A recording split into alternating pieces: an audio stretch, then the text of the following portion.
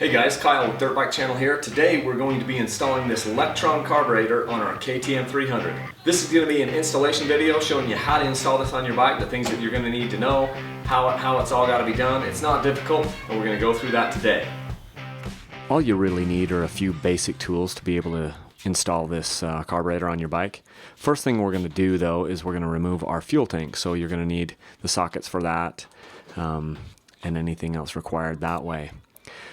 On most applications, you're going to need a different throttle cable. On this application, we need a longer throttle cable, and so Lectron provided that. They sell these throttle cables that you can use, and this is going to help you to get the best results on your application. So we've taken our throttle assembly apart, and we're going to put on a new throttle cable. It is not necessary to take your throttle cable or your entire throttle assembly off the bike like I've done here. I just wanted to take mine off and get a good view of this, but you can leave yours on the handlebar, so don't worry about taking this off if you don't want.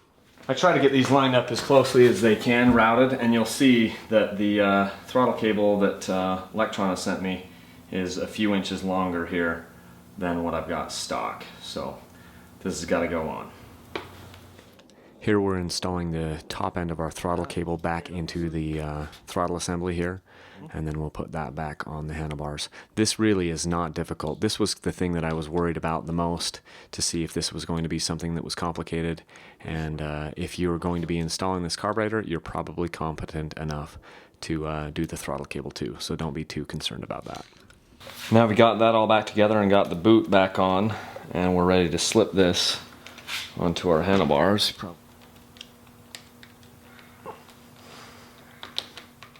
I'm just going to go ahead and route this cable right along the same path that my stock cable went. Right down here, and then underneath this. The Lectron carburetor is pretty special because you don't have to mess around with a bunch of different replacement jets and a bunch of different replacement needles. It's a totally different design, which is a pretty cool thing. So inside here there is a flat needle jet. Most of the needle jets we're used to with dirt bike carburetors have been round. Well, this one is flat.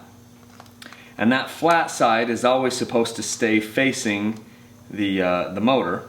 And basically you can adjust your, how rich or how lean you want just by shortening or lengthening this needle in the slide. So if I take this apart here, put some of this down, you'll notice you can pull the slide out, and it's a little bit different looking slide. It's not rounded, it's pretty much all squared off, and this is your needle. Pretty cool. It's a nice piece. Here's a little closer look at this guy. So here is our slide, and it goes right down here in the top of the carburetor, like so, and it's standard. This is going to be the engine side, so this is where your throttle slide is going to come up and down, and it's pulling this needle that you can see up and down in the carburetor. And the way that this thing works is it's got this flat needle. Now I'll let the Lectron guys help with the actual ins and outs of how this works. But basically it's supposed to atomize the fuel better, and the way that this thing is designed, it's supposed to be much less sensitive to altitude changes. So Lectron claims that these carburetors, they flow test these things and they dyno test these things for your application as close as they can. The other thing I really like is this clear float bowl here. So you can actually see the fuel in your float bowl when that's on the bike as that goes in. So that's going to be really awesome. But again, just kind of going back to how these things are adjusted. Now this isn't going to be a tuning video, this is mainly just an installation video, but this needle can be tuned, can be shortened, screwed in, or screwed out depending on what fuel air mixture you want. Now they told me that this thing is going to run great at my altitude. I'm almost 5,000 feet. And I'm going to take this up, from 5,000 feet clear up to 10,000 feet, and supposedly this thing is supposed to just handle that very well with only minor changes if I need to make any. The other thing, then you have your power jet here on the top. This is for like wide open throttle as well, or mostly wide open throttle, so you can adjust that. We want to make sure that the flat side of our needle always faces the motor. So I had that backwards just a second ago. I've got the flat side of the needle facing forward. This is the way the carburetor is going to go on the bike, and we will then just drop that in. Lectron also sells this little adjustment tool that can help you to turn your needle, because if you're tuning the needle, either shortening it, screwing it up in, or lengthening it, depending on what you're trying to accomplish, you can use this tool to help screw that up and down.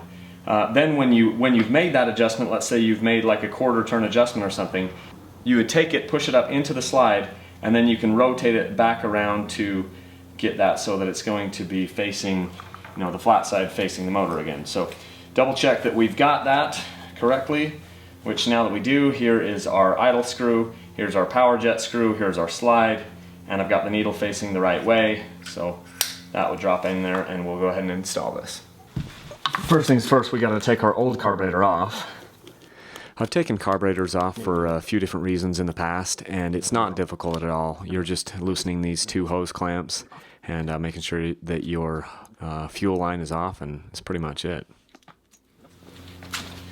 The two carburetors are roughly the same size, although there are significantly more lines coming off the KTM carburetor. All these fuel lines that come and dump fuel out. There's a lot more of those on the KTM than there are on the Lectron. There's just the two. Interesting. But they are about the same size. I don't know if you can tell that in the video. So I've taken the slide back out, and obviously I don't have the slide in here. I'm gonna go ahead and install this thing on the bike if I can. I think I'm just going to go on the rear boot first,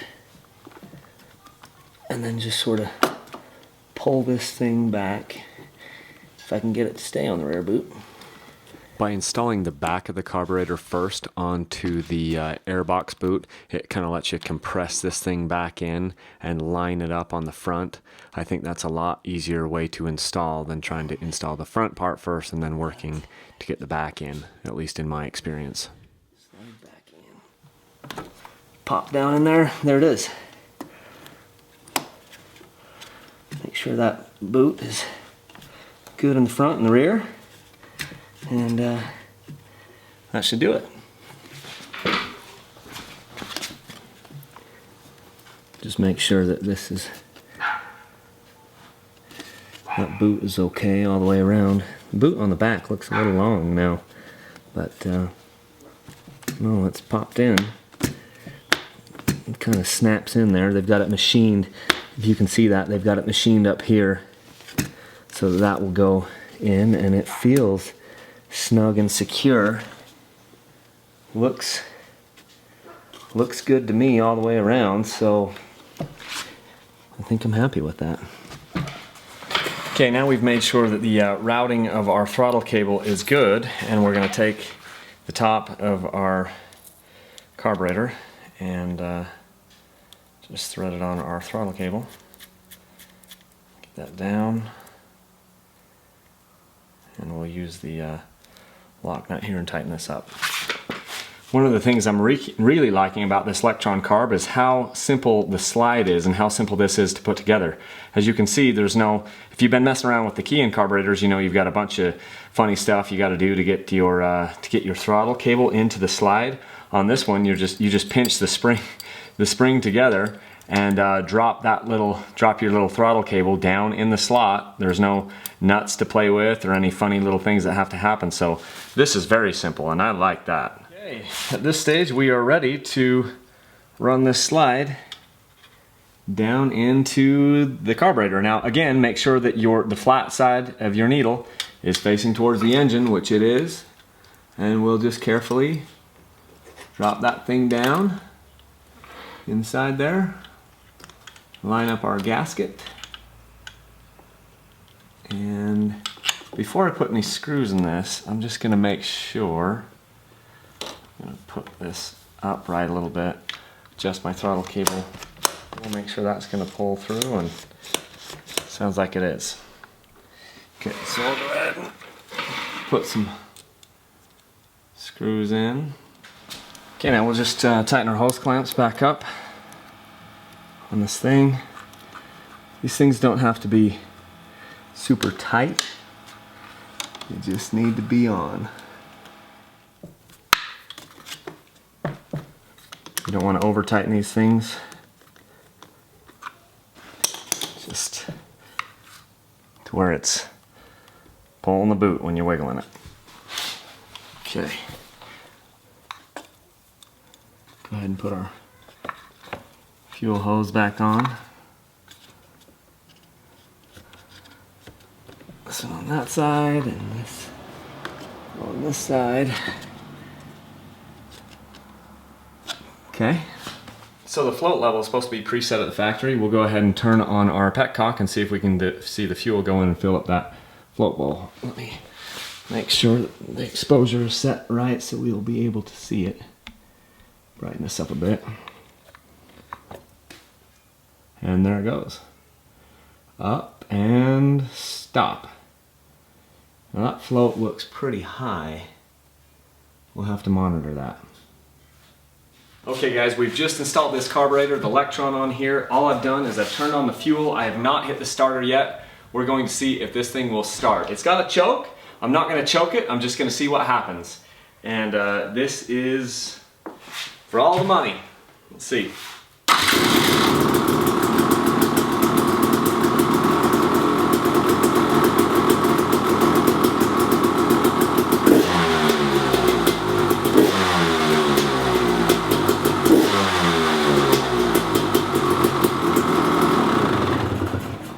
Can't ask for better than that. Thing runs without doing anything to the carburetor.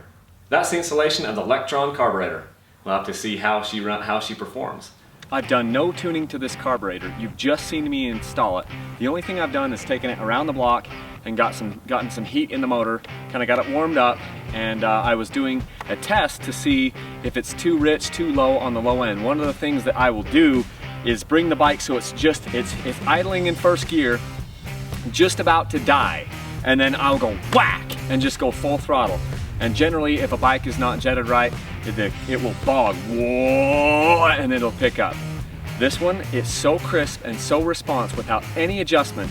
I can't even keep the front wheel on the ground. As soon as I jam the throttle, it goes whack, just straight up. It just goes to pull the wheel up. There's absolutely no hesitation, no bog, and I haven't adjusted it at all. Watch this.